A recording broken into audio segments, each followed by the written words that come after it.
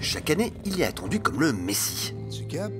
Lui, c'est le spot de Noël de la chaîne de magasins britannique John Lewis. Et comme chaque année, John Lewis a mis le paquet. Un film à plus d'1 million d'euros, réalisé par Michel Gondry et qui raconte une histoire d'amitié entre un petit garçon et le monstre qui se cache sous son lit. C'est mignon tout plein, sauf que les téléspectateurs britanniques ont été un peu déçus. Sur Twitter, beaucoup ont déclaré préférer les spots des années précédentes, comme celui avec Buster le boxeur l'année dernière, ou encore celui avec Monty le pingouin il y a 3 ans, qui, lui aussi, racontait une histoire d'amis imaginaires.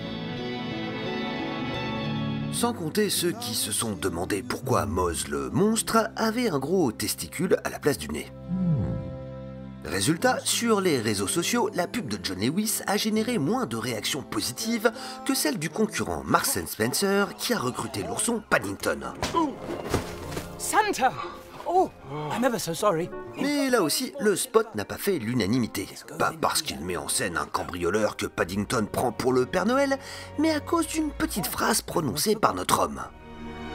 Merry Christmas, Mr. Claus. Thank you, little bear. Certains n'ont pas entendu thank you, mais fuck you. Thank you, little bear. Thank you, little bear. Et c'est vrai qu'en réécoutant, ça prête un peu à confusion. Des plaintes ont même été adressées à l'Advertising Standard Authority qui a dû se fondre d'un communiqué confirmant que le monsieur ne disait rien de méchant au petit ourson. You're going to need more marmalade. Mais la polémique la plus consternante a été provoquée par ce spot pour les supermarchés Tesco. La raison, on y voit parmi d'autres une famille musulmane qui s'apprête à fêter Noël. Sur Twitter, des commentaires au relent racistes ont menacé Tesco de boycott, arguant du fait que Noël était une fête chrétienne.